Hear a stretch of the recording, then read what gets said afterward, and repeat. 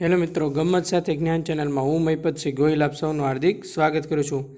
આજે આપણે TET TAT ભરતી જે 2024ની આવવાની છે એમાં શું ટેટ 1 અને ટેટ 2ની ભરતી પણ આવશે એના વિશે હું તમને વિસ્તૃત માહિતી એમાં પૂરી પાડીશ।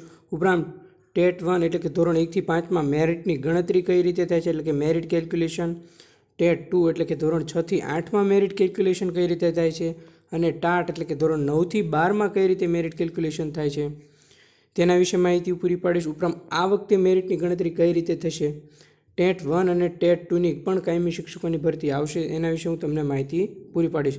જો તમે આપણી ચેનલ પર ફર્સ્ટ ટાઈમ વિઝિટ કરતા હો તો ગમ્મત સાથે જ્ઞાન ચેનલને લાઇક કરી દેજો, શેર કરી દેજો, સબસ્ક્રાઇબ કરી દેજો। જો તમે આપણા ગ્રુપમાં જોડાવા માગતા હોય તો નીચે ડિસ્ક્રિપ્શનમાં ટેલિગ્રામની લિંક આપેલી છે, ત્યાં તમે જોડાઈ શકો છો। તો ચાલો મિત્રો આપણે આગળ વધીએ।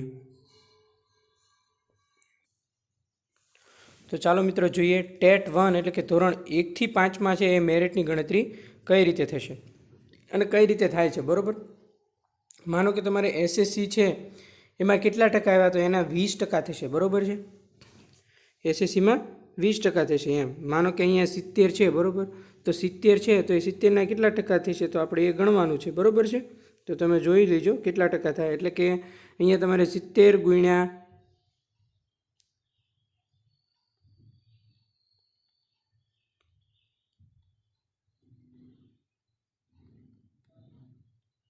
14%। માનો કે તમારે 12માં 70% આવ્યા તો એના કેટલા થશે 20% લેખે ગણો તો 14, બરાબર।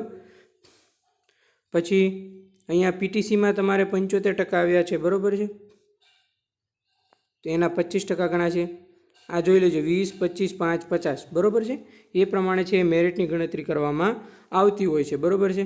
એસએસસીમાં 20%, પીટીસીમાં 25%। હવે માનો કે તમારે પીટીસીમાં 75% આવ્યા છે તો બરાબર છે, તો 75 ગુણ્યા 25 ભાગ્યા 100 કરવાના તમારે, એટલે કેટલા આવશે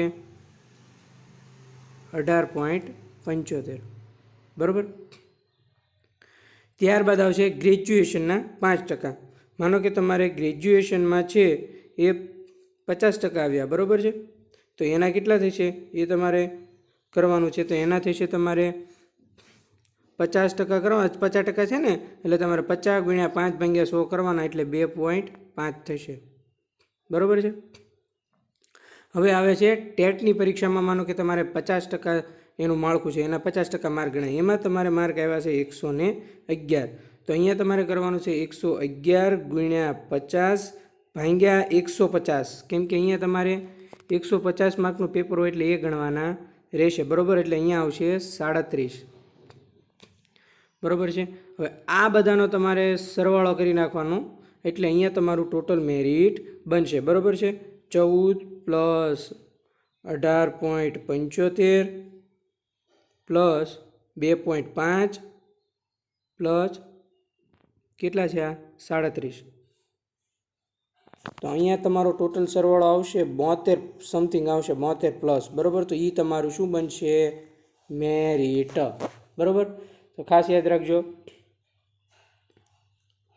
સમજાઈ દો પહેલેથી। એસએસસીના 20%, પીટીસી ગ્રેજ્યુએશનના 25%, ગ્રેજ્યુએશનના 5%, ટેટની પરીક્ષાના 50%, બરાબર છે। આ તો મેં ખાલી માર્ક લખ્યા છે, એટલા માર્ક હોય તો કઈ રીતે કરવાના, 70 એટલે અહીંયા 70 ગુણ્યા 20 ભાગ્યા 100 કરવાના, અહીંયા તમારો આન્સર આવશે 75 એટલે 75 ગુણ્યા 25 ભાગ્યા 100 કરવાના, અહીંયા તમારો આન્સર આવશે, બરાબર છે। અહીંયા 50 છે એટલે 50 ગુણ્યા 5 ભાગ્યા 100 કરવાના, અહીંયા તમારે 111 ગુણ્યા 50 ભાગ્યા 150 કરવાના, કારણ કે 150 માર્કનું પેપર હોય છે। તો મિત્રો આ થઈ ટેટ 1 એટલે કે ધોરણ 1 થી 5ની મેરિટની ગણતરી, બરાબર છે। હવે નેક્સ્ટ આગળ વધીએ। હવે આવશે મિત્રો ટેટ 2 ધોરણ 6 થી 8ની મેરિટની ગણતરી, બરાબર છે। તો 6 થી 8માં છે એમાં ગ્રેજ્યુએશનના છે કેટલા ટકા ગણાય છે 20% ગણાય છે ગ્રેજ્યુએશનના, પોસ્ટ ગ્રેજ્યુએશનના 5% ગણાય છે, બીએડ અને પીટીસીના 20% ગણાય છે, અને ટેટ 2ના 50% માર્ક ગણાય છે, ટોટલ 100 થઈ ગયા, બરાબર છે। મેં તમને આગળ કીધું એવી રીતે જ તે કરવાનું છે, બરાબર છે। અહીંયા 70 છે, બરાબર, એવી રીતે જ અહીંયા કરવાનું છે, બીજું કંઈ નવીન કરવાનું નથી, એટલે કે 70 ગુણ્યા 20 ભાગ્યા 100 બરાબર 14. એટલે તમારે જો ગ્રેજ્યુએશનમાં 70% હોય તો એના 20% છે એટલે તમારે 14% થઈ ગયા. બરાબર, એવી રીતે આમાં ગણતરી કરવાની છે. આ તો એક માત્ર એક્ઝામ્પલ છે. ટકાવારી કઈ રીતે કાઢવાની? આ પ્રમાણે કાઢવાની.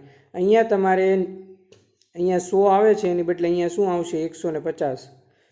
બરાબર છે, એ એક ખાસ યાદ રાખજો. તો તમારી છે એ ટકાવારી કાઢવામાં ભૂલ નહીં પડે. બરાબર છે. તો ગ્રેજ્યુએશનના 20%, પોસ્ટ ગ્રેજ્યુએશનના 5%, બીએડ પીટીસીના 20% અને ટેટ 2ના 50%. આ છે ધોરણ 6 થી 8ની, એક જ મિનિટ, આ છે ધોરણ 6 થી 8ની મેરિટની ગણતરી. બરાબર છે. સૌથી વધારે અહીંયા 50% છે એટલે એ સારું કહેવાય. બરાબર છે. જેમને ટેટ 2માં સારા માર્ક આવ્યા છે ઉપરાંત અહીંયા પણ સારા છે એમને વાંધો નહીં આવે. બરાબર છે. હવે આવશે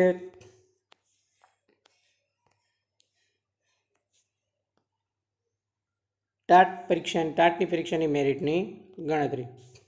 એમાં બીએડ, એમએડ, ગ્રેજ્યુએશન ને પોસ્ટ ગ્રેજ્યુએશન આ તમામના કેટલા ટકા છે? 30% છે.